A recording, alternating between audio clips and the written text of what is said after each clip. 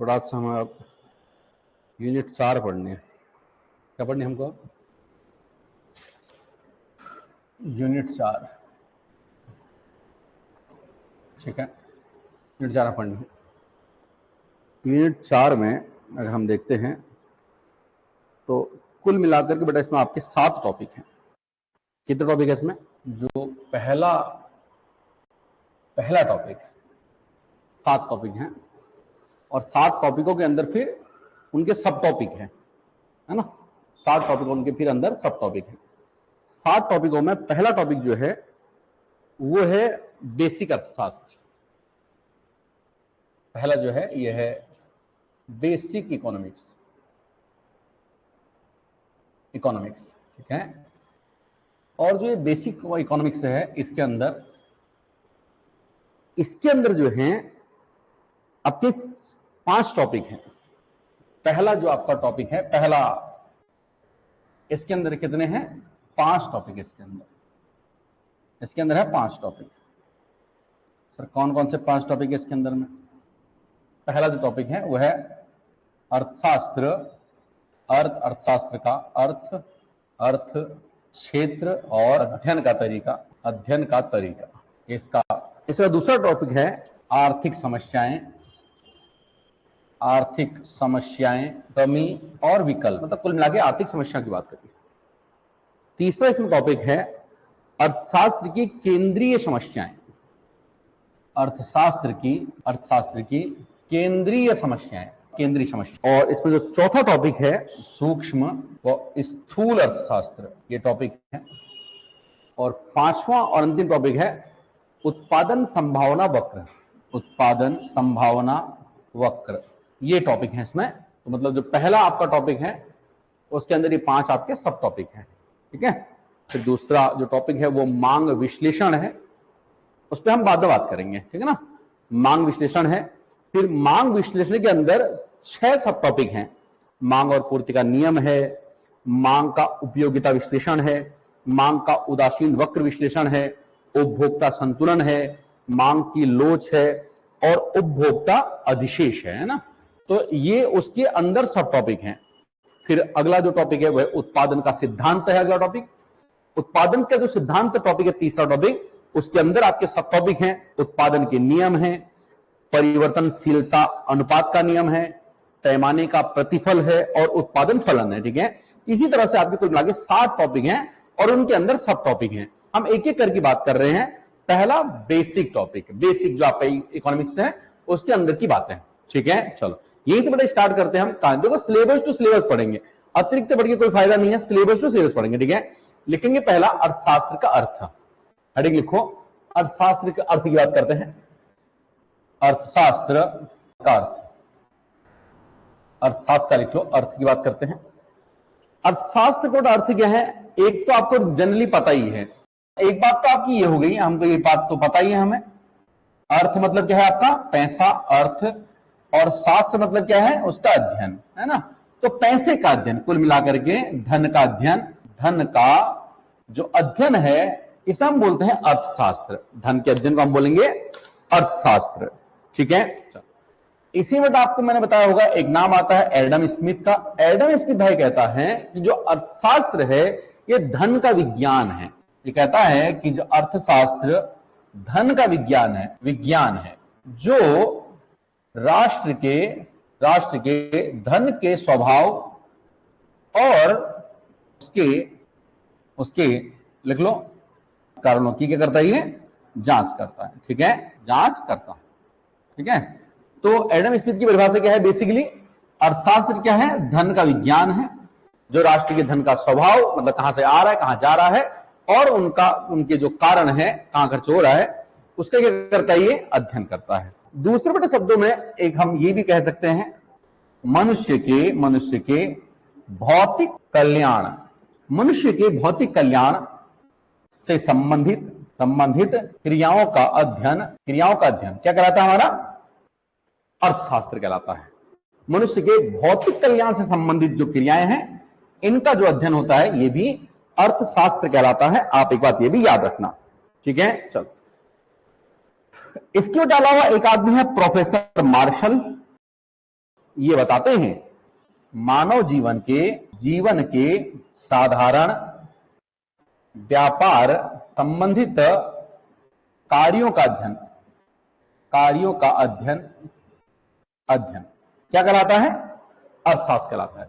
तो professor martial भाई ने कहा कि मानव जीवन के जो साधारण व्यापार संबंधित कार्यों का जो अध्ययन है, ठीक है, साधारण व्यापार संबंधित कार्य का जो अध्ययन है वो क्या कहलाता है?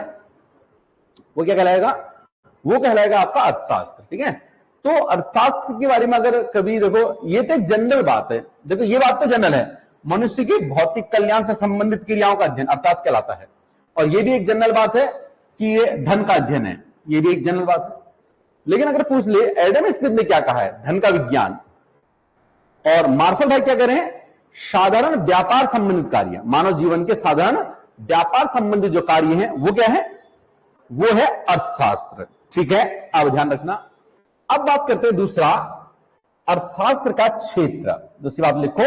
चलो अब हम बात करते हैं अर्थशास्त्र, लिख लो। अर्थशास्त्र के क्षेत्र की बात करते हैं हम। अर्थशास्त्र के क्षेत्र की बात करते हैं। अर्थशास्त्र के क्षेत्र को दो भागों में डिवाइड करते हैं। देखो, एक तो बेटा क्षेत्र आपका वो वाला था जो हम ऑलरेडी मैं आपको पढ़ा चुका हूं। कौन सा वाला क्षेत्र? कौन क्षेत्र? प्राथमिक क्षेत्र, द्वितीय क्षेत्र, तृतीय क्षेत्र। वो तो नहीं है, वो भी अर्थशास्त्र के क्षेत्र हैं। ठीक है, लेकिन अर्थशास्त्र क्षेत्र को एक अलग तरह से हम डिवाइड करते हैं। तो ये दो प्रकार से करते हैं। अर्थशास्त्र की विषय सामग्री के आधार पर, अर्थशास्त्र की विषय सामग्री के आधार पर। दूसरा, अर्थशास्त्र का स्वभाव, अर्थशास्त्र का स्वभाव कैसा है, इन दो के आधार पर होता है। तो अर्थशास्त्र की जब मैं सामग्री की बात करता हूं तो अर्थशास्त्र को दो क्षेत्रों में डिवाइड करते हैं। यहां पे धन संबंधित विचारधारा, मतलब देखो विषय में क्या हो सकता है, जब हम धन संबंधित हम बात करते हैं, ठीक है, तो अर्थशास्त्र के क्षेत्र में एक बात हम कैसी करते हैं, धन संबंधित, उसका अध्ययन हम करेंगे, पहला लिखो। दूसरा, कल्याण या कल्याणवादी विचारधारा भी कहते हैं इसको। कल्याणवादी विचारधारा दो है, एक धन संबंधी विचारधारा, दूसरी कौन सी है, कल्याणवादी विचारधारा है, आप याद रखना। ठीक है, तो अर्थव्यवस्था के मैं क्षेत्र की बात करता हूं, देखो वो तो पता ही है आपको बेटा, कौन से वाले पता है आपको, कौन से वाले हैं, प्राथमिक क्षेत्र, द्वितीय क्षेत्र और तृतीय क्षेत्र। क्वेश्चन भी यहीं से बनेगा, प्राथमिक, द्वितीय, तृतीय क्षेत्र। मैं आपको लेकिन ये भी बता दे रहा हूं कि इस क्षेत्र को दो भागों में ऐसे भी डिवाइड कर लेते हैं ना, मतलब एक अर्थशास्त्र के जो विषय सामग्री है इसके आधार पर इसका क्षेत्र, तो विषय सामग्री के हिसाब से कितने क्षेत्र हैं इसके, दो। एक है धन संबंधी विचारधारा वाला, जहां हम धन और इसके बारे में अध्ययन करते हैं, दूसरा कल्याण। ठीक है, और अर्थशास्त्र के हम स्वभाव की बात करते हैं तो स्वभाव के आधार पर बेटा अर्थशास्त्र जो है, देखो अर्थशास्त्र को हम क्या बोलते हैं, हम कहते हैं अर्थशास्त्र जो है एक विज्ञान है। हम कहते हैं अर्थशास्त्र क्या है, अर्थशास्त्र एक विज्ञान हम कहते हैं। ठीक है, दूसरा स्वभाव की बात करते हैं बेटा, अर्थशास्त्र क्या है, अपने आप में एक कला भी है, आर्ट भी है। अर्थशास्त्र क्या है आपका, आर्ट भी है। तो अगर हम ओवरऑल अगर हम बात करते हैं ओवरऑल, तो हम क्या कह सकते हैं, अर्थशास्त्र क्या है, कला और विज्ञान दोनों है। कोई भी बेटा आपकी चीज होती है वो कला और विज्ञान क्या होती है, दोनों ही होती है। ठीक है, तो ये अर्थशास्त्र की हम बात करते हैं तो अर्थशास्त्र जो है ये कला एवं विज्ञान ये दोनों है। तो स्वभाव के हिसाब से अगर हम इसका क्षेत्र देखते हैं तो अर्थशास्त्र का अध्ययन हम विज्ञान के क्षेत्र में भी करते हैं, ठीक है, कला के क्षेत्र में भी हम करते हैं अर्थशास्त्र का प्रयोग। ठीक है, और इसका मतलब अर्थशास्त्र के अपने आप में कला और विज्ञान दोनों है। यहां से आपका एक प्रश्न ये बन सकता है कि अर्थशास्त्र का स्वभाव कैसा है, कला है, विज्ञान है, या कला और विज्ञान दोनों है। तो कैसे दिख रहा है आपको यहाँ पे, अर्थशास्त्र का स्वभाव है वो कला और विज्ञान दोनों तरीके का है। एक बात आप भी याद रखना। ठीक है, चलो अब हम तीसरी बात करते हैं, आगे बढ़ते हैं। लिखो अर्थशास्त्र के अध्ययन के तरीके। तीसरा, अर्थशास्त्र के अध्ययन के तरीके, अर्थशास्त्र के अध्ययन के तरीके। ठीक है, अर्थशास्त्र के अध्ययन के तरीकों की बात करता हूं तो याद रखना, अर्थशास्त्र के अध्ययन की दो तरीके हैं या दो विधियां हैं। अर्थशास्त्र के अध्ययन कितनी विधियां हैं, दो विधियां हैं। सर कौन कौन सी दो विधियां हैं? अर्थशास्त्र के अध्ययन की कौन कौन सी दो विधियां हैं? पहली विधि को हम बोलते हैं आगमन विधि, इसे अंग्रेजी में इंडक्टिव मेथड कहा जाता है। इंडक्टिव मेथड, आगमन विधि, आगमन विधि। और पहले कौन सी बना है? आगमन विधि। दूसरी विधि होती है, इसे बोलते हैं निगमन विधि, डिडक्टिव मेथड, इसे हम बोलते हैं निगमन विधि। निगमन, निगमन विधि एक होती है आगमन विधि और दूसरी आपकी होती है कौन सी विधि? निगमन विधि। कितनी बात समझ आ रही है आपको? आगमन विधि होती है, दूसरी आपकी होती है निगमन विधि। ठीक है, चलो आगमन बेटा विधि क्या होती है? देखो एक बात समझ लेना यहां पे, बस थोड़ा सा अंतर है। आगमन विधि अध्ययन करना हमें, मतलब पढ़ना है हमें। हम अर्थशास्त्र को कैसे हम पढ़ते हैं? अर्थशास्त्र को कैसे पढ़ते हैं? देखो अर्थशास्त्र का अध्ययन का तरीका है ये। अर्थशास्त्र बोलते मैंने क्या बताया आपको? धन का अध्ययन। उसको पढ़ने का तरीका दो तरीके हैं। पहला कौन सा है? आगमन विधि। देखो आगमन में क्या होता है ना, हम किसी एग्जाम्पल के थ्रू पहले एग्जाम्पल देंगे और फिर बेटा हम बताएंगे नियम या सिद्धांत। सिद्धांत, बात सुना रही है? पहले हम क्या देंगे इसमें? पहले हम देंगे एग्जाम्पल और फिर हम बताएंगे इसमें नियम और सिद्धांत को। ठीक है, ये कैसी बात हो रही है? ये कैसी बात हो रही है? ये बात कुछ ऐसी है, देखो जैसे मैंने कहा बेटा आपका, मैंने कहा कुर्सी, कुर्सी, मेज, टेबल। ठीक है, मैंने कहा कुर्सी, मेज, टेबल। बात ठीक है? मैंने क्या कहा? कुर्सी, मेज, टेबल। मैंने आपसे पूछा कुर्सी, मेज, टेबल क्या है? मैंने बोला कुर्सी, मेज, टेबल क्या है, या मैंने यहां पर लिख दिया दिल्ली। ठीक है, मैंने क्या लिख दिया? यहां पे दिल्ली लिख दिया। ठीक है, मैंने कहा कुर्सी, मेज और टेबल क्या है? ठीक है, अध्ययन का तरीका है ये, पढ़ाने का तरीका। आप ही समझ लो, बस पढ़ाने का तरीका है। देखो मैं आपको, अगर मुझे तुम्हें, सिंपल बात समझो आप, देखो अगर मुझे तुम्हें पढ़ानी बेटा संज्ञा, बाय द वे मुझे क्या पढ़ानी? तुम्हें संज्ञा पढ़ानी, हिंदी में संज्ञा पढ़ानी है।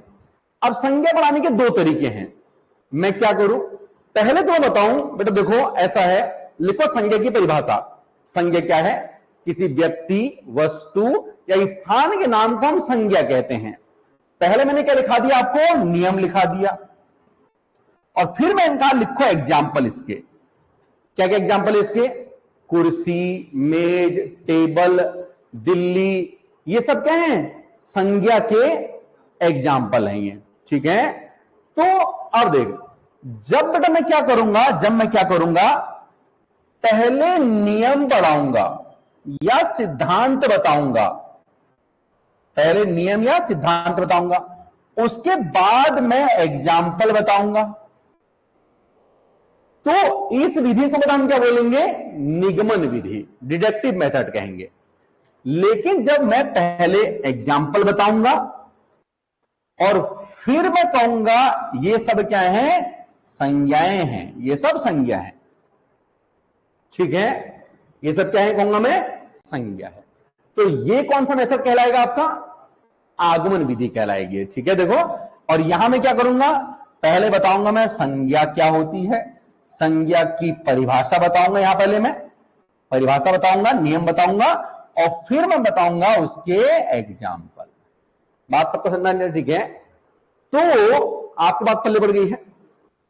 तो अर्थशास्त्र क्या है भाई? अर्थशास्त्र का क्या, किसी भी चीज के अध्ययन के दो ही तरीके हो सकते हैं। बच्चों को पढ़ाना है, अध्ययन करना है ना, तो क्या करेंगे? पहले एग्जाम्पल बताएंगे, या फिर हम क्या कह सकते हैं? पहले हम नियम। देखो जैसे एक चीज ये ऐसी हो सकती है, देखो जैसे मैंने बोल दिया, मैंने यार कोई आदमी बाएं हाथ से काम करता है, मान लिया मैंने उससे पूछा भाई तू बाएं हाथ से काम क्यों करता है?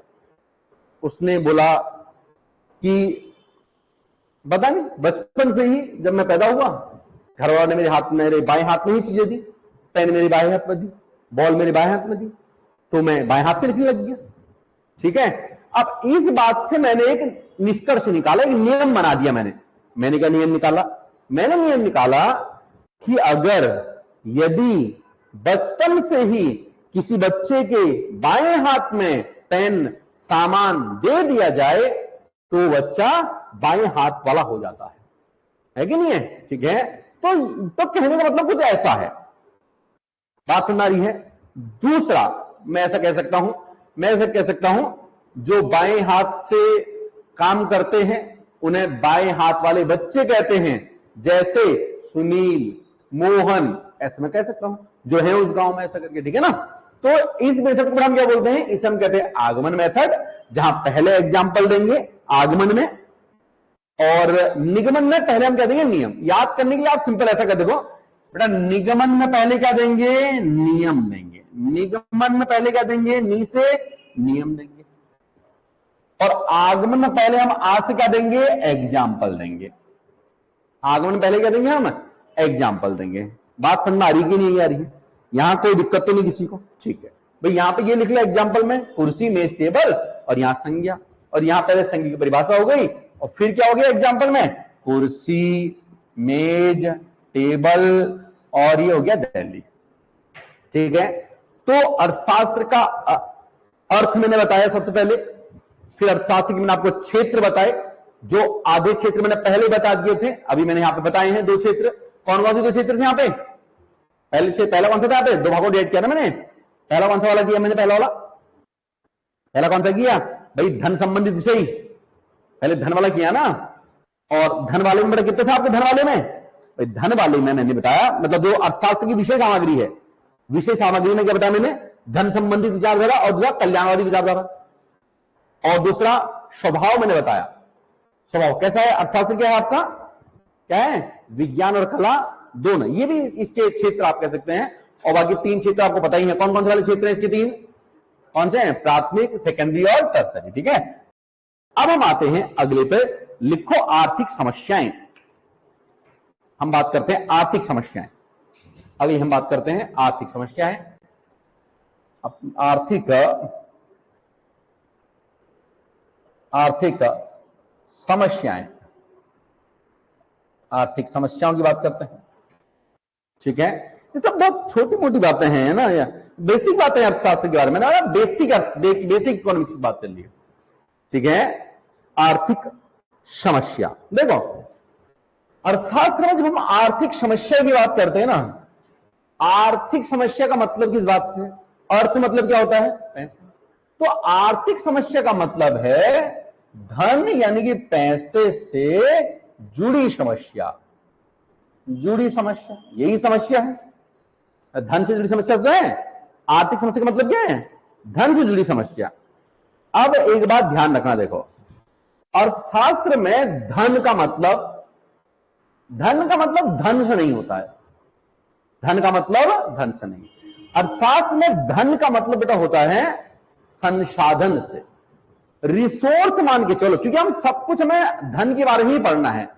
तो धन बेटा, धन क्या है अपने आप में? धन क्या हो गया? संसाधन। धन संसाधन है। बात सबको समझ आ रही? ठीक है, धन क्या है? संसाधन। अब बात यह है, देखो धन क्या है? संसाधन है।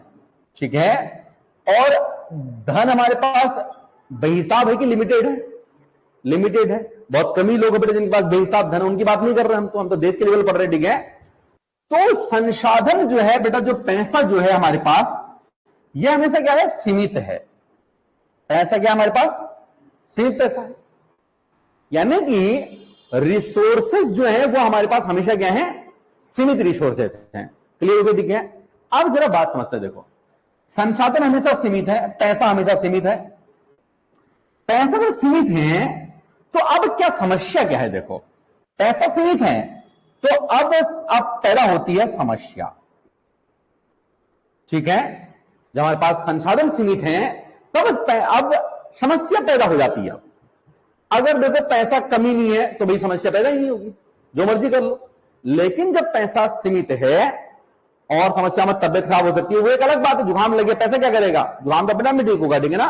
वो लेकिन हम किसकी बात कर रहे हैं? अर्थशास्त्र में हम अर्थशास्त्र में अर्थ की बात करते हैं, नाम बेटा और चीज की हम बात करते हैं। देखो आर्थिक समस्या का मतलब पैसे से जुड़ी समस्या। पैसा बोले तो संसाधन, संसाधन हमारे सीमित है, और जब कोई भी चीज सीमित होती है बेटा क्या पैदा होती है, समस्या पैदा होती है। ठीक है, मैंने मान लिया आपके संसाधन जो सीमित हैं, ठीक है, जिससे हमारा समस्या पैदा हो रही है, इससे बेटा मैंने मान लिया 10,000 रुपए। आपकी सैलरी बेटा मैंने मान ली कितनी, 10,000 रुपए। ये हो गया संसाधन। सैलरी भी कितनी हमारी, सैलरी हमारी है 10,000 रुपए, तो 10,000 क्या हो गया हमारा, एक संसाधन हो गया हमारा। ठीक है, अब देखो, अब 10,000 रुपए में हमारे पास समस्या पैदा हो गई। अब देखो समस्याएं क्या आएंगी हमारे पास, क्योंकि संसाधन सीमित है तो समस्या पैदा हो जाएगी। समस्या क्या पैदा हो जाएगी, हम सोचेंगे अब 10,000 रुपए हैं हमारे पास महीने के, हम क्या क्या कर सकते हैं। ठीक है, अब देखो आवश्यकताएं तो अनंत हैं, आवश्यकताएं क्या रवि, आवश्यकता अनंत है। सबसे पहले बेटा मैं सोचूं कि मैं एक फोन ले लूं, मैं क्या ले लूं, एक मैं फोन खरीद लूं। ठीक है, ये हो सकता है, फोन ले सकता हूं मैं, 10,000 रुपए ठीक ठाक फोन आ जाएगा। मैं सोचूं कि एक बाइक ले लूं, मैं क्या ले लूं, बाइक ले सकता हूं मैं सोचूं कि मैं घर का रेंट दे देता हूं, ऑफिस का रेंट दे देता हूं, ये मैं सोच सकता हूं। ठीक है, या मैं सोच सकता हूं कि भाई मैं घर का खर्चा चला लेता हूं, घर का जो समस्या है उसमें पैसा लगा लेता हूं, मतलब ये पैसा मैं घर में लगा लेता हूं। इतनी बात सबको समझ आ रही क्यों नहीं आ रही है। ठीक है, अब देखो 10,000 रुपए से देखो मैं क्या कर सकता हूं, फोन भी खरीद सकता हूं ठीक ठाक, बाइक की मैं ईएमआई वगैरह वगैरह कर सकता हूं, ईएमआई भर सकता हूं साल में, रेंट भी दे सकता हूं, घर का खाना वाना चला सकता हूं मैं। ठीक है, अब देखो, अब एक बात समझो, ये सब क्या है, ये सब क्या है, आवश्यकताएं, आवश्यकताएं, आवश्यकताएं, आवश्यकताएं, आवश्यकताएं तो असीमित होती है, आपको पता ही है। ठीक है ना, तो अब देखो क्या है, अब बेटा हमारे पास जब 10,000 फिक्स हैं, हमारे पास इतनी आवश्यकताएं हैं, अब मुझे क्या करना पड़ेगा रवि, क्या मैं सब काम कर सकता हूं क्या, नहीं कर सकता हूं। तो मेरे सामने अब एक समस्या आ गई है, वही है अर्थशास्त्र की समस्या, वही है आर्थिक समस्या। क्या समस्या आएगी, मुझे इन 4 चीजों में से कोई एक चीज करनी पड़ेगी। मतलब मुझे क्या करना पड़ेगा, किसी एक चीज को चुनना पड़ेगा इन चारों में से कि मैं क्या करूं। ठीक है, इसी को बेटा अर्थशास्त्र बोलते हैं चुनाव की समस्या। क्या बोलते हैं इसको, इसे बेटा कहा जाता है चुनाव की समस्या। ठीक है, तो अर्थशास्त्र में इन 4 चीजों में से मुझे किसी एक चीज को मुझे क्या करना पड़ेगा, चुनना पड़ेगा। इसी समस्या को बेटा क्या बोलेंगे, चुनाव की समस्या, चुनाव की समस्या इसे कहा जाता है। ठीक है, नॉर्मल सी बात है, बहुत आसान शब्दों में। ठीक है, चलो एक बात आप यहां पे लिख लो, एक बात यहां आप लिख लो, सीमित संसाधन में से आवश्यकताओं में से प्रमुख आवश्यकता का चुनाव करना, आवश्यकताओं में से प्रमुख आवश्यकता या मेन आवश्यकता का चुनाव करना, प्रमुख आवश्यकताओं में से मतलब आवश्यकताओं में से प्रमुख आवश्यकता का चुनाव करना क्या कहलाती है, चुनाव की समस्या कहलाती है। ठीक है, चलो अब देखो, ये तो हो गई बेटा एक जनरल बात हो गई कि चुनाव की समस्या, जनरल बात क्या हो गई आपकी है, चुनाव की बेटा क्या है, एक समस्या है। ठीक है, चलो बहुत, चुनाव की समस्या फिर पैदा क्यों हुई है, संसाधन क्या हमारे पास सीमित हैं, इस वजह से संसाधनों की कमी हमारे पास है, इस वजह से चुनाव की समस्या पैदा हुई। अब देखो, अब बेटा अर्थशास्त्र में होती हैं कुछ केंद्रीय समस्याएं। देखो ये तो एक जनरल समस्या है, अगर टॉपिक लिखो अर्थशास्त्र केंद्रीय, अर्थशास्त्र की केंद्रीय समस्याएं हैं। इससे पहले मैंने समस्या कौन सी बताई थी, चुनाव की समस्या। ठीक है ना, तो अभी एक बात ध्यान रखना, जो आप मैंने बताया नहीं है, चुनाव की जो समस्या है, चुनाव की समस्या को ही आर्थिक समस्या, चुनाव की समस्या को ही आर्थिक समस्या, ये प्रोफेसर रॉबिन्स ने कहा। इससे ऊपर लिखना, सुना ना, इससे ऊपर, इससे पहले जो मैंने आपको अभी आर्थिक समस्या लिखा है उसमें प्रोफेसर रॉबिन्स कहीं पे लिख लो, रॉबिन्स। इसने क्या कहा, इसने कहा चुनाव की समस्या, चुनाव की समस्या ही क्या है, आर्थिक समस्या है। चुनाव की समस्या को आर्थिक समस्या बताया, किसने बताया, प्रोफेसर रॉबिन्स ने बताया।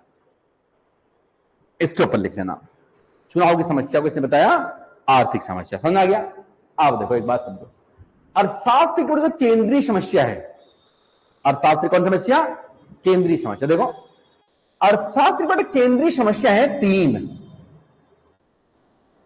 कितनी समस्या है? 3। यहां से क्वेश्चन आपको बन सकता है अर्थशास्त्र की केंद्रीय समस्याओं से, ठीक है।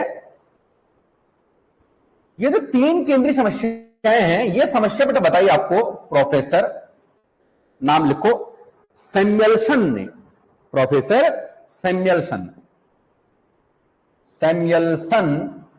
इसने ये बताई, प्रोफेसर सैमुएल्सन ने बताई अर्थशास्त्र की समस्या। मतलब क्या? केंद्रीय समस्या। किसने बताई है? प्रोफेसर सैमुएल्सन ने बताई है समस्याएं, केंद्रीय समस्या। और सर कितने केंद्रीय समस्या बेटा आपकी? 3 केंद्रीय समस्या है। कितनी केंद्रीय समस्या है? 3 केंद्रीय समस्या है। क्या क्या केंद्रीय समस्या है? 3, 1, 2 और ये 3 केंद्रीय समस्या है। पहली केंद्रीय समस्या है क्या और कितना उत्पादन करें। पहली समस्या है, आप ये लिखो सीधा, क्या उत्पादन करें, या इसमें वैसे इसमें जुड़ा होता है क्या और कितना उत्पादन करें। क्या, खाली क्या उत्पादन लिखोगे तब भी चल जाएगा, क्या और कितना उत्पादन करें। क्या और कितना उत्पादन करें, पहली समस्या है, ठीक है। क्या और कितना उत्पादन करें, बहुत अच्छी बात है। देखो क्या और कितना उत्पादन करे का मतलब क्या है? देखो एक बात सोचो, हमें क्या उत्पादन करना है? अभी हमें गेहूं भी चाहिए है, ठीक है, हमें धान भी चाहिए है, मैंने ऐसा मान लिया, हमें मक्का भी चाहिए है, ठीक है ना, हमें ज्वार भी चाहिए है, हमें मडुआ भी चाहिए है, ये मैंने मान लिया इस तरह का, ठीक है। तो अब बात यह है हम क्या उत्पादन करें। हमारे पास खेत एक ही है, मैंने ऐसा कैसे मान लिया? मैंने कहा मेरे पास खेत एक ही है। अभी इस खेत में मुझे मैंने मान लिया मुझे धान भी चाहिए है, ज्वार भी चाहिए है, बाजरा भी चाहिए है, मक्का भी चाहिए, ये सब खरीद के मसले हैं, ठीक है। तो मुझे क्या करना पड़ेगा? अब मैं सारा चीज तो नहीं हो सकता ना, मैं एक ही कोई चीज बोल सकता हूं, ठीक है। तो मैं इनमें से किसका उत्पादन करूंगा, क्या उत्पादन करूंगा, किस पे डिपेंड करेगा ये कि मार्केट में मांग किसकी है, या मुझे सबसे ज्यादा क्या चाहिए है, धान सबसे ज्यादा चाहिए है, गेहूं सबसे ज्यादा चाहिए है, ज्वार सबसे ज्यादा चाहिए है, क्या मुझे सबसे ज्यादा चाहिए है, उसी का मैं उत्पादन करूंगा मैं, ठीक है। लेकिन अब मुझे पता चल गया बेटा कि इसमें से ये ज्यादा चाहिए है, ठीक है, जो भी है। तो इस समस्या को बेटा बोलते हैं चुनाव की समस्या। यही है चुनाव की समस्या, क्या उत्पादन करें, ठीक है। तो क्या उत्पादन करें, एक्चुअल में किसकी समस्या है ये? यह चुनाव की समस्या। हम क्या उत्पादन करें, ये एक्चुअल में है चुनाव की समस्या। बात समझ आ रही है कि नहीं आ रही है? बेहतरीन बात है, ठीक। अब देखो दूसरा जो है, दूसरा है बेटा आपका कि कैसे उत्पादन करें। अब हम दूसरा क्या है? कैसे उत्पादन करें, कैसे उत्पादन करें, कैसे उत्पादन करें, सेकंड समस्या ये है, ठीक है। अब कैसे उत्पादन करें का मतलब क्या है, अभी मैं आपको पढ़ाऊंगा, इसको आगे हम बात करेंगे इस पे कैसे उत्पादन हम कर सकते हैं। देखो दो तरह से उत्पादन कर सकते हैं। अगर मुझे एक खेत में हल जोतना है, धान बोने के लिए हल जोतना है, भाई धान बोने के लिए मुझे हल जोतना पड़ेगा ना। हल जोतने के 2 तरीके हैं, उत्पादन में कैसे कर सकता हूं, 2 तरीके हैं। एक तो बेटा मैं क्या कर सकता हूं, किसी आदमी को बुला सकता हूं, उसको बताऊं भैया हल जोत दे, या इसे फावड़े से खोद दे, ऐसा कर सकता हूं, ठीक है। और दूसरा मैं इसमें ट्रैक्टर लगा सकता हूं, ठीक है। अब देखो एक बात समझो, जब मैं क्या करूंगा बेटा, जब मैं क्या करूंगा, किसी आदमी से कहूंगा किसे जोत दे, ठीक है, तो इस उत्पादन को हम कहेंगे श्रम आधारित उत्पादन। अभी लिखाऊंगा, आगे लिखना नहीं यहां पे, ठीक है। और दूसरा जब मैं क्या करूंगा, किसी मशीन से करूंगा, तो उसे बोलेंगे पूंजी आधारित उत्पादन, पूंजी आधारित, ठीक है, क्योंकि वो क्या अपने आप में एक पूंजी है। लेकिन एक बात समझो, जरा सा एक बात समझो, अगर मैं किसी श्रम आधारित करता हूं, मतलब किसी आदमी से अगर मैं करवाता हूं, तो इस आदमी को क्या मिल जाएगा, रोजगार मिल जाएगा, ठीक है। और अगर मैं किसी मशीन से करता हूं तो रोजगार नहीं मिलेगा। यह हो सकता है कि अगर मैं आदमी से कराऊंगा तो यहां 5 आदमी को रोजगार मिल जाए, मशीन से कराऊंगा तो एक आदमी चलाएगा ट्रैक्टर बहुत से वक्त, तो एक आदमी को रोजगार मिलेगा, है ना।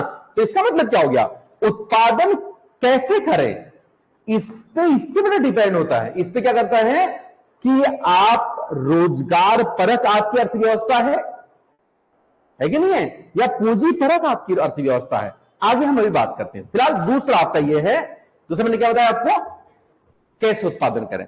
तीसरी समस्या होती है किसके लिए उत्पादन करें। तीसरी समस्या होती है किसके लिए उत्पादन करें, किसके लिए उत्पादन करें। थर्ड समस्या है किसके लिए उत्पादन करें, ठीक है। थर्ड समस्या कौन सी है, किसके लिए उत्पादन करें। किसके लिए उत्पादन करें का मतलब क्या होता है, देखो बेसिकली ये समस्या पता है क्या की है, यह वितरण की समस्या। किसके लिए उत्पादन करें मतलब किसको कितना मिलना चाहिए है, ठीक है। जैसे ये आपकी किसकी थी, बेसिकली चुनाव की समस्या थी, ये एक्चुअली बेटा आपकी रोजगार की समस्या है। ये समस्या है किसकी, वितरण की समस्या है, डिस्ट्रीब्यूशन की समस्या है।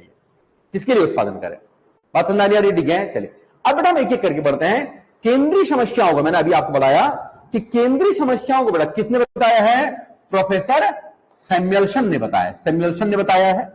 और अर्थव्यवस्था अर्थशास्त्र की केंद्रीय समस्याएं कितनी है, कितनी है, तीन। पहली कौन सी है, क्या उत्पादन करें, कैसे उत्पादन करें, किसके लिए उत्पादन करें, ठीक है। किसके लिए उत्पादन करें, याद रखना।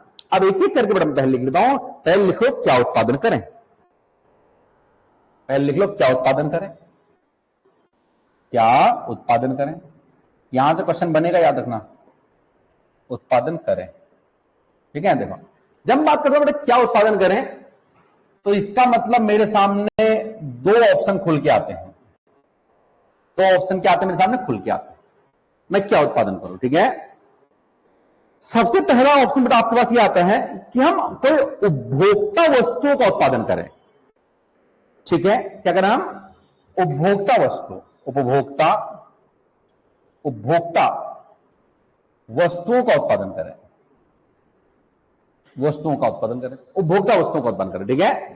उपभोक्ता वस्तुओं का मतलब बेटा क्या है, जिसे हम उपभोग करते हैं, हम खाते हैं पीते हैं, ऐसा कुछ। मतलब जैसे आपका हम दूध का उत्पादन करें, हम अनाज का उत्पादन करें, ठीक है, हम तेल का उत्पादन करें, ऐसा वाला एक इसका उत्पादन हो सकता है। क्या उत्पादन करें हम, ठीक है। और क्या उत्पादन करें में वो भी शामिल है, कितना उत्पादन करें, आखिर हम दूध का कितना उत्पादन करें, अनाज का कितना उत्पादन करें। फिर हम देखिए ना हमारे पास जनसंख्या कितनी है, तो एक घर हमारे पास जो घर में मेरे 4-5 लोग होते हैं, हम अनाज क्या कुंतलों में लेके आते हैं, क्या 10-20 किलो लेके आते हैं ना, हमें पता है ना कि क्या आवश्यकता हमारे पास है, ठीक है। दूसरा पता आपको हो सकता है, दूसरा जो क्या उत्पादन करें में, दूसरा उत्पादक वस्तुओं का उत्पादन, उत्पादक वस्तुएं, उत्पादक वस्तुएं। देखो उत्पादक वस्तुएं क्या होती हैं, जो उत्पादन करने में सहायक करती वस्तुएं, ठीक है। बेसिकली इसमें क्या आती है आपकी मशीन, सभी प्रकार की जो मशीनें होती हैं, वो आपकी इसी में आती हैं। सभी प्रकार की जो आपकी क्या होती है, मशीन, आप मान लेना वो इसी में आती है, ठीक है। तो केंद्रीय समस्याओं में पहली समस्या मैंने कौन सी बताई, पहली कौन समस्या है, पहली ये समस्या है क्या उत्पादन करें। और क्या उत्पादन करें में क्या समस्या है, दो, उपभोक्ता वाली जो उपभोग वाली चीजें इनका उत्पादन करें, या उत्पादक वस्तुओं का उत्पादन करें, मतलब खाद्यान्न का उत्पादन करें, मशीनों का उत्पादन करें, ठीक है। तो इस समस्या को हम क्या बोलेंगे, क्या उत्पादन करें, इस समस्या को हम क्या बोलेंगे, कौन समस्या है ये, चुनाव की समस्या है। क्या उत्पादन करें हम, पहली समस्या तो बेटा हमारे पास ये है कि उपभोक्ता का चुनाव करें कि मशीन बनाएं। फिर समस्या ये है उपभोक्ता वाली में हम दूध का उत्पादन करें, अनाज करें या तेल करें क्या, इसे हम बोलते हैं क्या उत्पादन करें। केंद्रीय समस्या पहली समस्या। सेकंड आपकी होती है कैसे उत्पादन करें। सेकंड कौन सी होती है, कैसे उत्पादन करें, कैसे उत्पादन करें, ठीक है। देखो जब हम कैसे उत्पादन करें की बात करते हैं, थोड़ा फिर से मेरे सामने कितने रास्ते निकल के आते हैं, कितने निकल के आएंगे फिर से मेरे सामने, दो रास्ते निकल के आते हैं। अभी तो बताया मैंने आपको कितने रास्ते निकल के आते हैं, दो रास्ते फिर से निकल के आते हैं। सर कौन कौन से दो रास्ते निकल के आते हैं? पहला रास्ता है श्रम आधारित। श्रम आधारित, श्रम आधारित, श्रम आधारित। अगर श्रम आधारित होगा तो इसका मतलब क्या हो गया? अगर श्रम आधारित है तो इसका मतलब क्या हुआ? इसका मतलब क्या हुआ? रोजगार मिलेगा। श्रम आधारित अगर आपका है, उत्पादन कैसे करें? आप लोगों को लगा रहे हो, आदमियों को लगा रहे हो काम पे, तो इससे क्या मिलेगा? रोजगार। रोजगार बेटा इससे मिलेगा। बात समझदारी क्या मिलेगा? इससे रोजगार मिलेगा।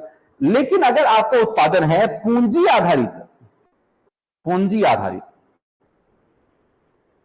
पूंजी आधारित उत्पादन है, ठीक है, तो इसमें, ठीक है, इसमें क्या होगा?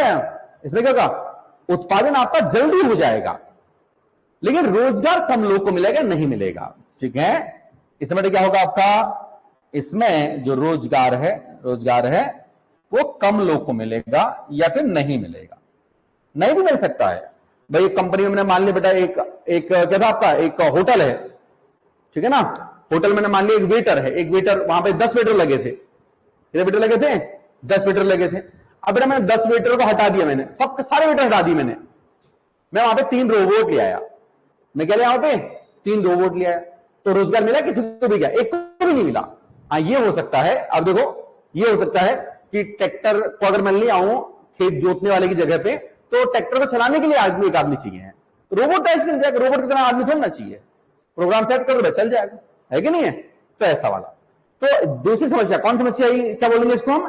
कैसे उत्पादन करें। अब एक बार जरा आप ध्यान रखना, एक बार यहीं पे ये क्या आप नोट करके लिखो। देखो एक बात, सर क्या लिखना है? देखो एक बात सुनो, देखो जितने भी विकसित देश होते रवि, विकसित देशों में तेरा बता दो कौन सी बेटा, कौन सा वाला होना चाहिए है? विकसित देशों में पूंजी आधारित होना चाहिए है या श्रम आधारित होना चाहिए है? विकसित देशों में, जो विकसित डेवलप कंट्री हैं, विकसित जो देश हैं, इनमें याद रखना पूंजी आधारित बेटा आपका उत्पादन होता है। पूंजी आधारित उत्पादन होता है विकसित देशों में। कौन सा उत्पादन होता है? पूंजी आधारित। एग्जाम पूछ लेगा, ठीक है ना, कि विकसित देशों में कौन सा उत्पादन होता है? कौन सा होता है आपका? पूंजी आधारित उत्पादन होता है।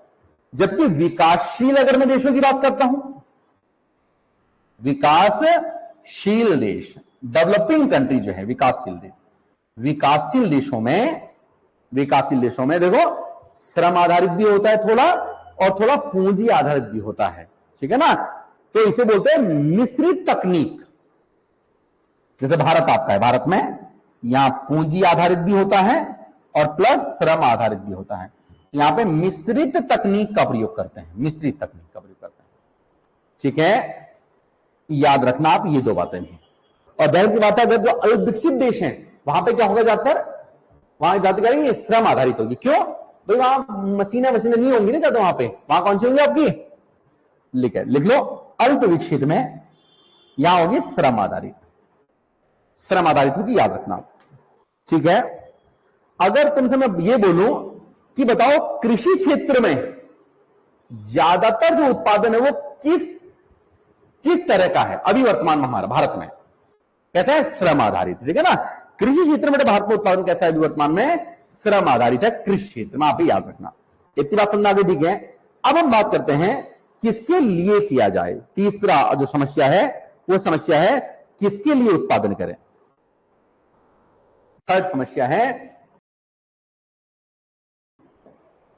किसके लिए क्या करें? उत्पादन करें। किसके लिए उत्पादन करें? तीसरा आप कह रहे हैं किसके लिए उत्पादन करें, ठीक है। देखो किसके लिए जब उत्पादन करें की हम बात कर रहे हैं, तो ये समस्या क्या की है? वितरण की समस्या। ये समस्या है डिस्ट्रीब्यूशन की समस्या है। यह वितरण की समस्या, वितरण की समस्या, ठीक है। ये समस्या आपके वितरण की समस्या, ठीक है। वितरण की समस्या है। वितरण की समस्या का मतलब क्या है? जो चीजें मैंने उत्पादित कर रखी हैं, चाहे श्रम से करी चाहे पूंजी से करी हैं, ठीक है, उत्पादित वस्तुओं का वितरण कैसे किया जाए, ये वो समस्या है। वितरण की समस्या का मतलब क्या है? लिख लो यहां पे, अर्थात उत्पादित वस्तुओं की वितरण की समस्या। उत्पादित वस्तुओं के वितरण की समस्या। क्या की समस्या बेटा? ये उत्पादित वस्तुओं के वितरण की समस्या है, ये याद रखना आप। ठीक है, उत्पादित वस्तुओं के वितरण की समस्या, बहुत सी बात है। ठीक है, हो गया है? ठीक है, जैसे देखो, जैसे बेटा देखो एक बात समझो, अगर मुझे किसी वस्तु का उत्पादन करना है, मुझे करना है किसी वस्तु का उत्पादन करना है, ठीक है, मैंने मान लिया बेटा मुझे पार्ले जी के बिस्किट बनाने हैं। क्या बनाने हैं मुझे? पार्ले जी के बिस्किट का मुझे उत्पादन करना है, ठीक है ना। अब देखो मेरे सामने समस्या क्या है, देखो कोई बेटा उद्योग हम लगाते हैं, कोई भी उत्पादन हम करते हैं, तो हमारे पास चार चीजें होती हैं। क्या क्या होती है? पहला देखो भूमि, दूसरा पूंजी, तीसरा श्रम, चौथा साहस। साहसी, जैसे उद्यमी कहते हैं इसे हम क्या बोलते हैं? इसे हम कहते हैं उद्यमी। अब देखो वितरण की समस्या क्या है? मैंने मान लिया मुझे पार्ले जी बिस्किट बनाने की फैक्ट्री खोलनी है, मेरे पास है, मैंने मान लिया 2 करोड़ रुपए या 10 करोड़ रुपए मेरे पास, एक 200-300 रुपए में तो होगा नहीं, 10 करोड़ रुपए है। अब मेरे पास समस्या यह है कि मैं इस 10 करोड़ का वितरण कैसे करूं? कितनी मैं जमीन लूं? बात समझ रहे? ठीक है, जमीन लो। अगर जमीन को मैं खरीदता हूं तो उसमें पैसा लेगा, अगर रेंट पे लेता हूं तो बेटा मुझे उसका किराया देना पड़ेगा, या मुझे उसकी लगान देनी पड़ेगी, पड़ेगी नहीं पड़ेगी? ठीक है ना। तो एक ही हो गया।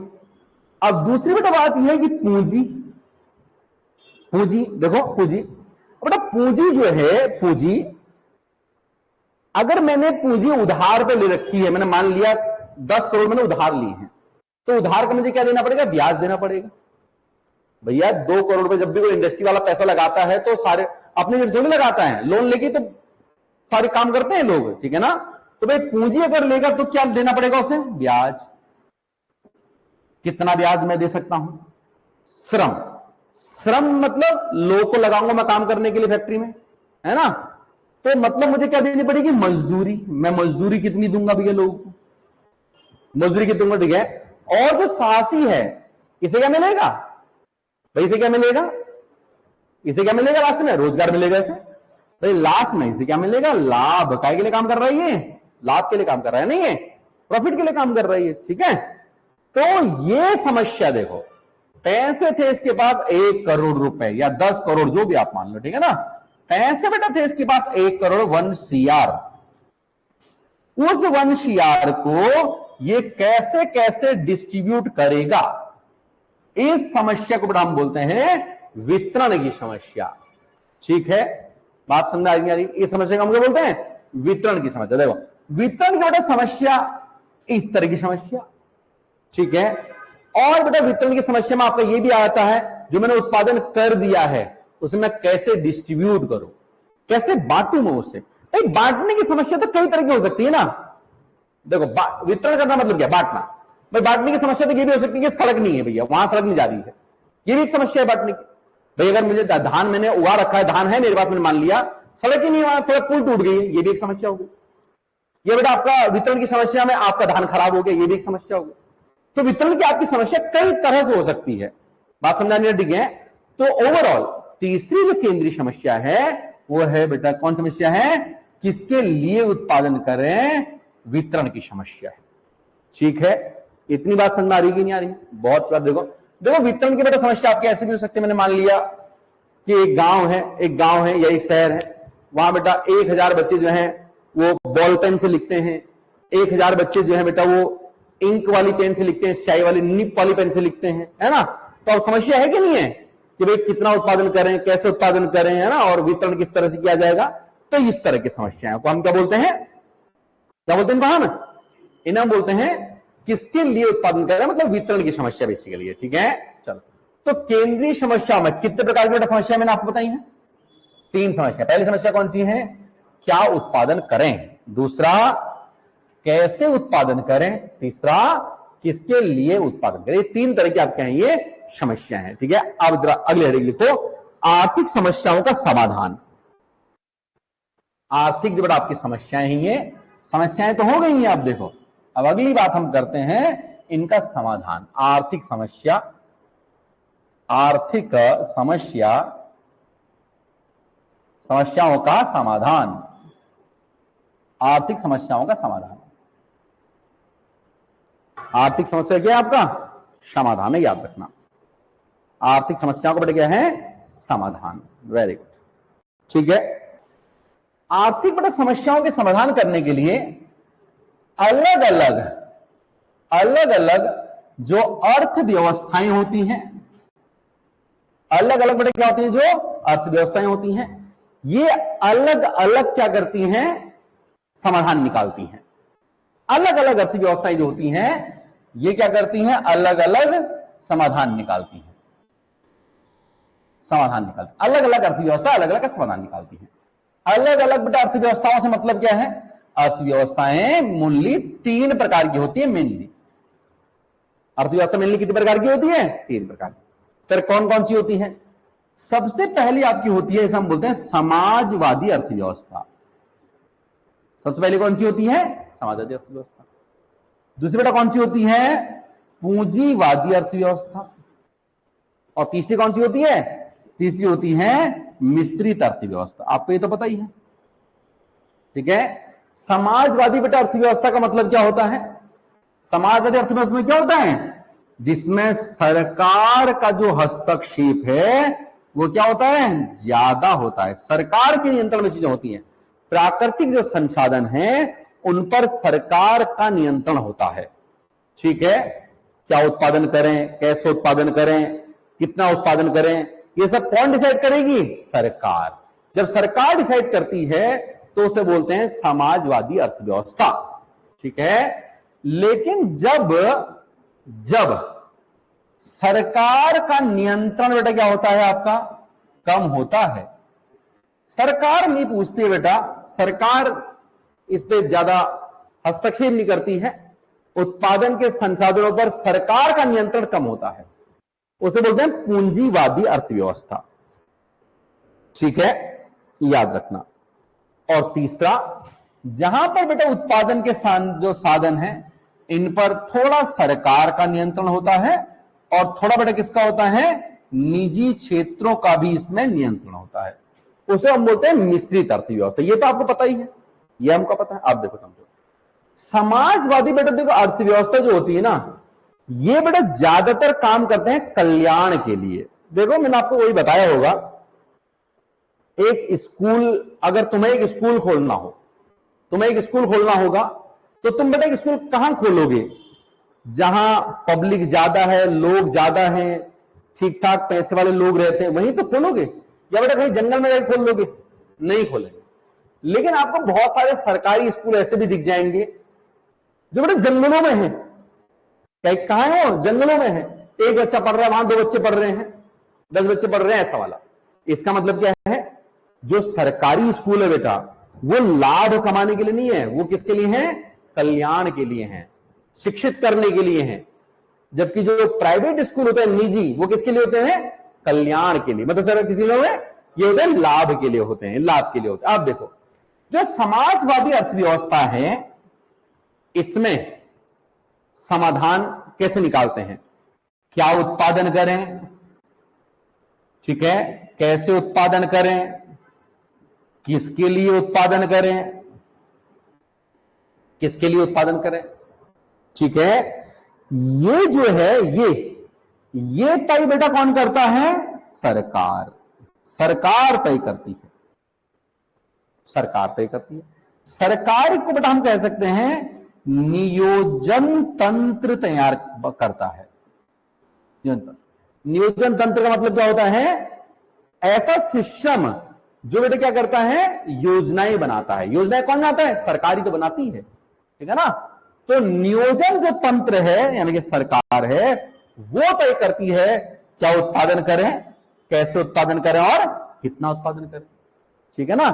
लेकिन पूंजीवादी बेटा जो अर्थव्यवस्था होती है इसमें क्या उत्पादन करें, कैसे उत्पादन करें, किसके लिए उत्पादन करें, ये जो तय है ये सरकार नहीं करती बेटा। ये तय सरकार नहीं करती, ये तय होता है, ठीक है, बाजार पर, बाजार, ये तय होता है बाजार तंत्र पर तय होता है, इसके हिसाब से होता है।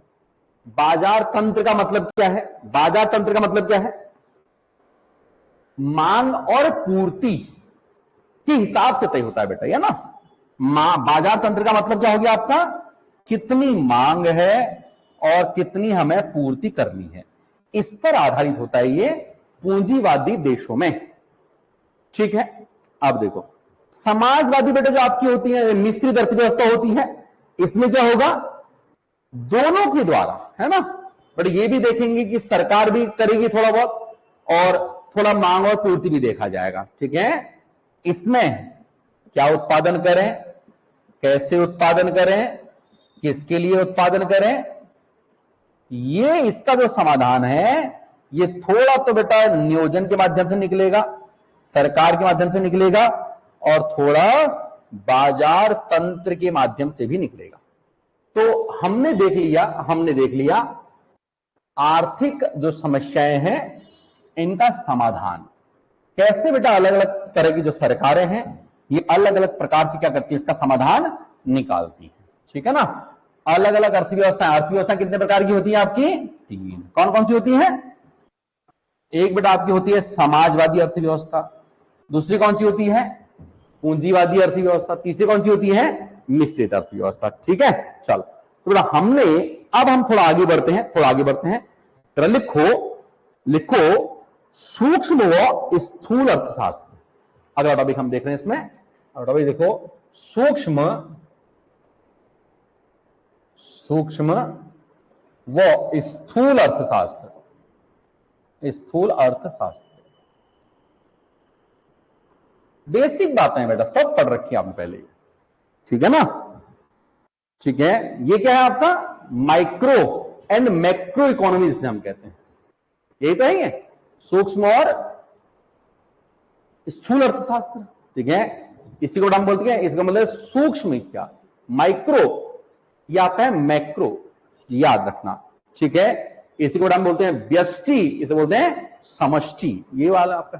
देखो अब ध्यान रखना, सूक्ष्म और स्थूल जो अर्थशास्त्र है बेटा, ये डिवीजन किया था, ये विभाजन जो किया था, ये विभाजन अर्थशास्त्र के 2 भागों में डिवाइडेशन, ये क्या था? रेगनर फ्रिश ने, किसने क्या विभाजन? ये रेगनर, नाम याद रखना, रेगनर फ्रिश ने किया था। ये रेगनर फ्रिश, ये भैया थे हमारे, जिन्होंने बेटे क्या किया? अर्थशास्त्र को 2 भागों में डिवाइड किया। एक आपका हो गया सूक्ष्म अर्थशास्त्र, ठीक है, जिसको हम क्या बोलेंगे? व्यष्टि अर्थशास्त्र। इसी को नाम देते हैं व्यष्टि अर्थशास्त्र का, इसी को बोलते हैं माइक्रो इकोनॉमी, ठीक है। और आप कह सकते हो छोटा अर्थशास्त्र। दूसरा कौन सा होता है? स्थूल अर्थशास्त्र, इसी को बोलेंगे समष्टि अर्थशास्त्र, इसी को हम कहेंगे मैक्रो इकोनॉमी। मैक्रो, यह माइक्रो इकोनॉमी, यह मैक्रो इकोनॉमी। देखो क्या होता है सर, मैक्रो इकोनॉमी और माइक्रो इकोनॉमी क्या होती है, ये तो आपको पता ही है भाई। माइक्रो इकोनॉमी का मतलब क्या होता है? माइक्रो इकोनॉमी देखो, जहां पर हम माइक्रो इकोनॉमी मतलब बेटा क्या है? जहां पर हम एक व्यक्ति या एक कोई कंपनी या कोई एक फर्म, एक यूनिट, कोई भी एक, ठीक है, कोई भी एक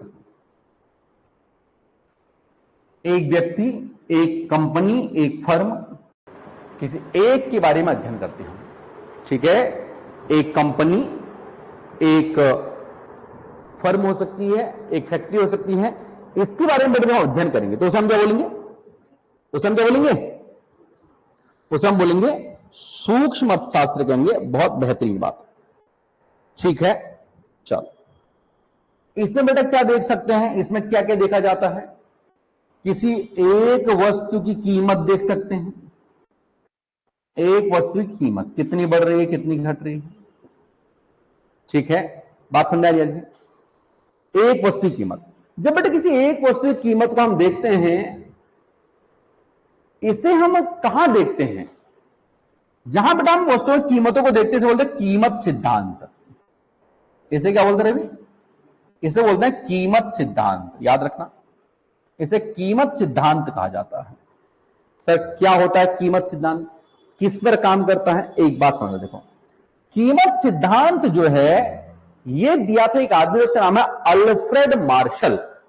अल्फ्रेड मार्शल ने बेटा ये सिद्धांत दिया था, कीमत सिद्धांत किसने दिया था, अल्फ्रेड मार्शल ने दिया था, वही जिसे हम मार्शल कह रहे हैं, अल्फ्रेड मार्शल ने दिया था, ठीक है, याद रखना।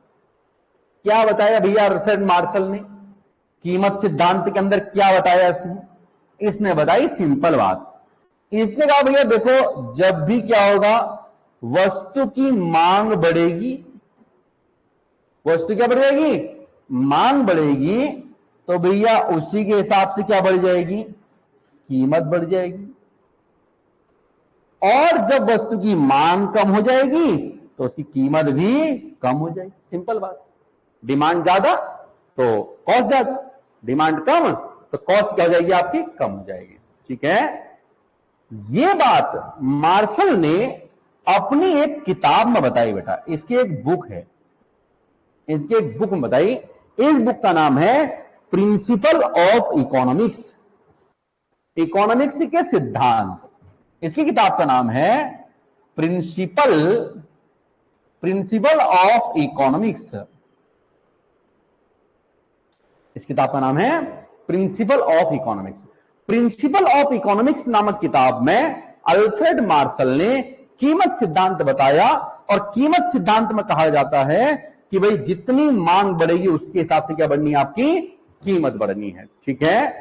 तो कीमत सिद्धांत का अध्ययन किसमें करते हैं हम, एक तरह से कहां करते हैं इसको, सूक्ष्म अर्थशास्त्र में करते हैं, आप ऐसा कह सकते हैं, क्लियर हो गया है, ठीक। अब देखो, अब बेटा जब हम अध्ययन एक व्यक्ति का नहीं करते हैं, ठीक है, जब बेटा अध्ययन क्या करते हैं, एक देश के लेवल पर करते हैं या एक राज्य के लेवल पर करते हैं, वहां जितने भी लोग रहते हैं, एक देश में जितने लोग रहते हैं, एक राज्य में जितने लोग रहते हैं, ठीक है, या बेटा एक तहसील में जितने लोग रहते हैं उसके हिसाब से मत, या एक गांव में जितने लोग रहते हैं, ठीक है ना, मतलब एक व्यक्ति की बात नहीं हो रही बेटा। आप देखो समूह में अध्ययन करेंगे बेटा, देखो जब हम देश के लेवल पर कर सकते हैं, राज्य के लेवल पर कर सकते हैं, जिले के लेवल पर हम कर सकते हैं अध्ययन, ठीक है ना। यहां जब हम अध्ययन करते हैं तो उसे हम क्या बोलेंगे, उसे हम क्या बोलेंगे, इसका अध्ययन, इसके अध्ययन का हम क्या बोलेंगे, स्थूल अर्थशास्त्र। सर हम क्या अध्ययन कर सकते हैं, यहां बेटा हम अध्ययन करते हैं, जैसा हम देखेंगे कि भैया हमारे देश में बेरोजगारी कितनी है, तो बेरोजगारी का मुद्दा बेटा हम कहां पढ़ेंगे, मैक्रो इकोनॉमी के अंदर पढ़ेंगे, ठीक है। हमारे देश की पर कैपिटल इनकम कितनी है, कहां पढ़ेंगे, मैक्रो इकोनॉमी पढ़ेंगे। हमारे देश की जीडीपी कितनी है, कहां पढ़ेंगे, मैक्रो इकोनॉमी पढ़ेंगे, ठीक है ना। तो ये किसे पढ़ेंगे, हम किसे पढ़ेंगे, प्रति व्यक्ति आय, पीसीआई, प्रति व्यक्ति आय, एक आदमी की प्रति व्यक्ति आय, एक आदमी कितनी आय है। देखो एक बात ये है ना, देखो एक आदमी कितना कमा रहा है, हम ये उसकी बात नहीं कर रहे हैं, हम बात कर रहे हैं कि हमारे देश में प्रति व्यक्ति आय कितनी है, बात समझ नहीं है। तो अध्ययन हम एक आदमी का नहीं कर रहे हैं, हम अध्ययन कर रहे हैं हमारे देश में प्रति व्यक्ति आय कितनी है, ठीक है कि नहीं है, या हमारे राज्य में प्रति व्यक्ति आय कितनी है। तो एक आदमी के बारे में थोड़ी कर रहे हैं हम, हमारे देश के प्रत्येक आदमी की बात कर रहे हैं हम, हर एक आदमी की आय कितनी है। तो किसमें आएगा आपका, ये मैक्रो इकोनॉमी में आएगा। इतनी बात समझ आ रही है, नहीं आ रही है, याद रखना एक बात। अब देखो जरा सा बात समझ, जो मैक्रो इकोनॉमी है इसमें एक बात लिख लेना आप, जो मैक्रो आपकी इकोनॉमी है। देखो इसमें, ठीक है, इसके लिए इसमें एक सिद्धांत बता दिया गया है, आय व रोजगार का सिद्धांत। आय, जैसे यहां हम कीमत सिद्धांत पढ़ रहे थे ना, इसमें यहां पढ़ते हैं आय व रोजगार का सिद्धांत। रोजगार का सिद्धांत, आय व रोजगार का सिद्धांत, ठीक है, आय और रोजगार का सिद्धांत ये आपका। अब देखो, आय और बेटा जो रोजगार का सिद्धांत है ये क्या कहता है, ठीक है, ये दिया था जॉन मेनार्ड किन्स ने। ये जो दिया था ये सिद्धांत दिया था जॉन मेनार्ड किन्स ने दिया था। ये जॉन मेनार्ड किन्स, नाम सुना होगा किन्स का आपने। इसने दिया था आय और रोजगार का सिद्धांत, ठीक है। क्या कहता है बेटा आय और रोजगार का सिद्धांत? सिंपल बात बेटा ये बोलता है, जब आपकी मांग बढ़ेगी, मांग बढ़ने से बेटा क्या बढ़ेगा? उत्पादन बढ़ेगा। भाई डिमांड ज्यादा होगी तो उत्पादन ज्यादा करना पड़ेगा ना, और जब उत्पादन बेटा ज्यादा करेंगे तो ज्यादा लोग लगेंगे। ज्यादा क्या लगेंगे? लोग लगेंगे, और ज्यादा बेटा लोग लगेंगे तो क्या बढ़ जाएगा? रोजगार बढ़ेगा। रोजगार भी क्या होगा आपका? बढ़ जाएगा। तो मांग बढ़ने से उत्पादन बढ़ता है, और उत्पादन बढ़ने से बेटा क्या बढ़ता है आपका? रोजगार बढ़ता है। इतनी बात आपको समझ में आ रही कि नहीं आ रही है? ठीक है, ये बात जॉन मेनार्ड किन्स ने बेटा बताई अपनी एक बुक में। जॉन मेनार्ड किन्स ने ये बात अपनी एक बुक में बताई। इस बुक का नाम है the general theory of interest. इस किताब का नाम है द जनरल थ्योरी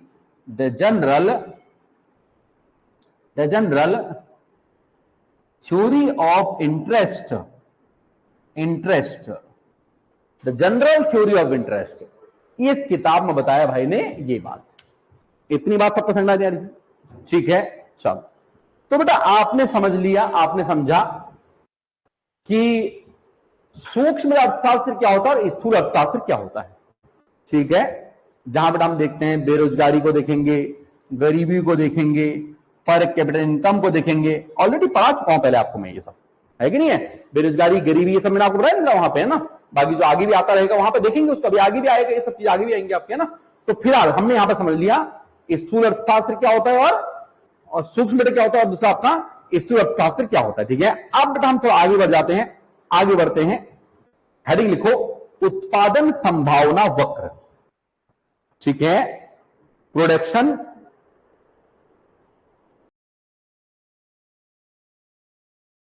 संभावना वक्र, वक्र, ठीक है। देखो, उत्पादन को बढ़ाने क्या बोलते हैं? प्रोडक्शन। संभावना क्या है? प्रोबेबिलिटी। वक्र क्या है? कर्व, ठीक है। प्रोडक्शन, प्रोबेबिलिटी, कर्व, सौरभ बोलते हैं इसको पीपीसी, उत्पादन संभावना वक्र, ठीक है। चलो अब जरा बात समझ देखो, उत्पादन संभावना बेटा वक्र क्या है? ये बेटा बताया हमें सैमुएल्सन ने, जो मैंने भी आपको बताया था, ठीक है। क्या नाम है इसका? सैमुएल्सन। सैमुएल्सन, कहीं बेटा सैमुएल्सन लिख देते हैं, कहीं पे इसको सैमुएल्सन भी लिखा जाता है। क्या लिखते हैं? कहीं पे इसको सैमुएल्सन भी लिख देते हैं। बेटा आप देख लेना अपने हिसाब से, एक ही आदमी है, मतलब अलग अलग आदमी नहीं है, ठीक है। क्या बताता है बेटा उत्पादन संभावना वक्र के बारे में? ये देख, एक लाइन में अगर मैं आपको बताऊं उत्पादन संभावना वक्र बेटा क्या होता है, देखो उत्पादन, देखो एक बात तो आप ये समझ लो ना, उत्पादन का मतलब बेटा हमेशा केवल इस बात से नहीं है कि धरती से हम क्या पैदा कर रहे हैं या फैक्ट्री में हम क्या बना रहे हैं। उत्पादन का मतलब कि हमेशा इस बात से नहीं है। देखो एक बात समझो, तुम्हारे पास है 100 रुपए, तुम्हारे पास कितने रुपए हैं? 100 रुपए लेके बेटा आप मार्केट गए, 100 रुपए लेके आप मार्केट गए, ठीक है। आप देखो बेटा वहां पे, वहां से आप आलू ला सकते हो, और मैंने बोला आप प्याज ला सकते हो, ठीक है। आलू और प्याज अपने घर के लिए। अगर आप वहां से 10 किलो आलू ले आ रहे हो ना 100 रुपए में, तो आपने ये भी बेटा क्या करा, एक तरह से उत्पादन, ये भी उत्पादन है, ठीक है। ये भी क्या है? एक तरह से उत्पादन है, ये भी, है ना। उत्पादन का मतलब ये नहीं है कि हम फैक्ट्री में बनाएं या जमीन से पैदा करें, यही मतलब नहीं है। ठीक है, आप बेटा मार्केट गए, आपने ठीक है 10 किलो आप आलू लिया है, मैंने मान लिया ऐसा कुछ, या कुछ भी आप लिया है, तो बेटा वो भी क्या एक तरह से आपका उत्पादन है। तो मैं आपको समझने चाह रहा हूं, देखो अब बात यह है कि आप वो 100 रुपए से ना क्या क्या ला सकते थे। 100 रुपए से आप क्या क्या ला सकते थे। ठीक है, तो बेसिकली उत्पादन की विभिन्न संभावनाएं, उत्पादन की विभिन्न जो संभावनाएं होती हैं उनको दर्शाने वाला जो वक्र होता है ना, उसे हम बोलते हैं उत्पादन संभावना वक्र। मैंने क्या बोला? उत्पादन की विभिन्न दशाएं, विभिन्न दशाओं को दर्शाने वाला वक्र। उत्पादन की विभिन्न दशाओं को दर्शाने वाला बेटा जो वक्र होता है, ठीक है, उसे हम क्या बोलते हैं? उत्पादन संभावना वक्र कहते हैं। ये हो गई जनरल बात, मेन बात आपको। ठीक है कि नहीं है? तो ये बात समझ आ रही कि नहीं आ रही है? अब देखो क्या मतलब बताया रवि, क्या मतलब है इसका बेटा? उत्पादन संभावना वक्र का मतलब क्या? देखो मैंने बेटा मान लिया आपके पास जो संसाधन है, देखो संसाधन है रवि, संसाधन बेटा आपके पास है, मैंने मान लिया 100 रुपए। कितने रुपए आपके पास कुल मिला के? 100 रुपए। अब आप बेटा 100 रुपए लेकर के चले गए मार्केट। 100 रुपए लेकर कहां चले गए आप? मार्केट चले गए। संसाधन 100 रुपए सीमित संसाधन है, ठीक है ना। अब मार्केट में बेटा जा करके आपको लाने हैं दो चीज, उन्हीं का एग्जांपल ले लो जो मैं बता रहा था। मैंने बोल लिया बेटा एक है आलू, दूसरा मैंने मान लिया प्याज। ऐसा मैंने मान लिया प्याज, और मैंने ऐसा मान लिया कि आलू और प्याज दोनों 10-10 रुपए किलो हो रहे हैं। आलू और प्याज दोनों कितने रुपए किलो हैं? 10 रुपए किलो है। अब रवि बताओ, सीमित संसाधन है बेटा तुम्हारे पास। सीमित क्या है? संसाधन है। 100 रुपए है, 10 रुपए किलो हो रहे हैं। 10 रुपए किलो, ये भी आपका 10 रुपए किलो है। 10 रुपए केजी है बेटा, ये भी आपका है ना। 10 रुपए क्या हो गया? पर केजी मैंने मान लिया। ये भी 10 रुपए पर केजी आपका, पर केजी। दोनों 10 रुपए पर केजी है, कोई दिक्कत नहीं। अब जरा मुझे एक बात बताओ, 10 रुपए पर केजी, 10 रुपए पर केजी, अगर रवि तुम 10 किलो आलू लेके आते हो तो प्याज कितना लाओगे? जी 10 हम 100 रुपए खत्म हो जाएंगे। तो बेटा ये हम बिल्कुल नहीं ला पाएंगे। बात समझ आ रही नहीं आ रही? ठीक है, अगर तुमने कहा यार एक काम करता हूं मैं 9 किलो ले जाता हूं आलू, अब तुम क्या कर सकते हो? अब 1 किलो तुम प्याज ले सकते हो, है कि नहीं है? बात समझा नहीं है? तुमने कहा नहीं भैया ऐसा नहीं करता हूं मैं 8 किलो आलू ले जाता हूं, अब क्या कर सकते हो तुम? भाई 2 किलो तुम प्याज ले सकते हो। बात नहीं? तो सीमित संसाधनों से कितने संयोग बन गए बेटा आपके? देखो अभी तक ये 3 संयोग, ऐसे कितने भी बन सकते हैं। ठीक है, ये बेटा आपका हो गया संयोग नंबर 1। ऐसी संभावना हो सकती है ना। उत्पादन की एक कंडीशन ये हो सकती है, ये दशा हो सकती है। संयोग नंबर 1 कह रहे हैं, दशा नंबर 1 कह लो, बात एक ही है। ठीक है ना। ये आपके हो सकते हैं संयोग नंबर 2 हो सकता है, और ये हो सकता है आपका संयोग नंबर 3। क्लियर हो गया है? बात समझ आ रही कि नहीं आ रही है? आप जरा देखो बात इसमें समस्या क्या देखो। अब जरा एक बात देखो, अब मैंने बनाया एक ग्राफ। देखो ये है ग्राफ बेटा, ये आपका एक ग्राफ। मैं इस ग्राफ में इधर को बेटा मैं लिख देता हूं आलू, मैं इधर को आलू लिख देता हूं। मैंने आलू लिख दिया इधर पे, ठीक है ना। आलू इधर, मैं इधर को आलू लिख दिया, ठीक है। इधर को बेटा मैं लिखता हूं यहां पे प्याज, ऐसा ना मान लीजिए, ठीक है। हो गया है। देखो ये बेटा आपका 10, ऐसे लिख देता हूं मैं, 10, 9, 8, 7, 6, ऐसा 5, मैंने मान लिया, ठीक है ना। इधर बेटा मान लेता हूं मैं 1, 2, 3, 4 और 5, ठीक है। ठीक, इस तरह का। अब जरा मेरी बात समझो, अगर मैं 10 किलो बेटा ले आऊंगा आलू, तो प्याज तो मैं बिल्कुल नहीं ला पाऊंगा। अगर मैं 9 किलो बेटा लाता हूं, देखो 9 किलो लाता हूं मैं, क्या लाता हूं 9 किलो अगर आलू, तो 1 किलो क्या ला सकता हूं प्याज, तो 1 किलो प्याज ये है, 1 किलो प्याज ये है और 9 किलो आलू ये है, एक पॉइंट ये हो गया आपका, ये तो पॉइंट आया आपका। अब देखो अगर मैं 8 किलो लाता हूं आलू और 2 किलो प्याज लाता हूं तो क्या हो जाएगा बता, 8 किलो आलू का बड़ा पॉइंट कहां आ गया आपका, यहां आ गया आपका, और यहां पे ये तो है दोनों को सेंटर पॉइंट, 8 किलो आलू और 2 किलो प्याज, है कि नहीं, ठीक है। अगर मैं 7 किलो ले आता हूं तो बेटा आपका ये 3 आ गया, यहां पे आगे नहीं आ गया यहां पे। अब हाथ ये बन रहा है तो एकदम प्रॉपर नहीं बन पाएगा, कोई बात नहीं, 3 हो गया। ऐसे अगर मैं यहां कर दूंगा तो यहां कर दूंगा, यहां आ जाएगा, 4 की यहां आ जाएंगे, यहां पे। इतनी बात आपको समझ में आ रही कि नहीं आ रही, बेहतरीन बात हो गया, ठीक है। तो ये आपका हो गया। तो बेटा एक ग्राफ आपको प्राप्त होगा ऐसा वाला, ये अलग अलग दशाओं को दर्शा रहा है, ये अलग अलग दशाओं को बेटा क्या कर रहा है, ये दर्शाने वाला ग्राफ है, ठीक है। तो इस ग्राफ को बेटा हम क्या बोलेंगे, इस वक्र को बेटा हम क्या बोलेंगे, उत्पादन संभावना वक्र, ठीक है। ये वक्र क्या कर रहा है, बता रहा है 100 रुपए जो आपके पास हैं, आलू और प्याज अगर आप इस तरह से लेके आते हो तो इसमें कितनी संभावना बेटा आपकी बन रही है, ठीक है कि नहीं है, और भी संभावना बेटा आपकी बन सकती है, और भी पॉइंट ऐसे निकलते चले जाएंगे, बात समझाने, ठीक है। बहुत सिंपल और साधारण सी बात, ठीक है। अब एक लाइन जरा यहां पे लिख लो आप, एक लाइन यहां पे आप लिख लो, एक लाइन लिख लो, लिख लो, यह वक्र दो वस्तुओं या सेवाओं, यह वक्र दो वस्तुओं या सेवाओं, यह वक्र दो वस्तुओं या सेवाओं, यह वक्र दो वस्तुओं या सेवाओं,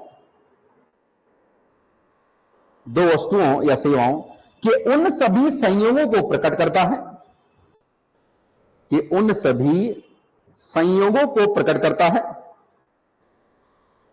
उन सभी संयोगों को प्रकट करता है, उन सभी संयोगों को प्रकट करता है जिनका अधिकतम उत्पादन, जिनका अधिकतम उत्पादन दिए गए साधनों, यहां साधन क्या हो गया 100 रुपए, कुछ भी हो सकता है बेटा, है ना, ठीक है, कुछ भी हो सकता है कि नहीं है। देखो ये बेटा ऐसे भी हो सकता है, मेरे पास एक खेत है, मेरे पास क्या है, एक खेत मेरे पास है, और उसमें बेटा मैं क्या क्या बो सकता हूं, मेरे पास, मैंने मान लिया 1 एकड़ खेत है, क्या क्या हो सकता है, आधे एकड़ में धान बोलूं, आधे एकड़ में मैं ज्वार बोलूं, ऐसा हो सकता है, ऐसा हो सकता है, संभव क्या क्या संभावना बन सकती है, और उसको दर्शाने के लिए जो ग्राफ बनेगा उसे हम क्या बोलेंगे, उत्पादन संभावना वक्र, ठीक है, जिसका क्या लिखा आपने, अधिकतम उत्पादन दिए गए साधनों व तकनीकों से संभव होता है, ठीक है, से संभव होता है, उसी को हम क्या बोलते हैं, उत्पादन संभावना वक्र कहते हैं, जो हमारा किसने दिया था, सैमुअल्सन भाई ने दिया था।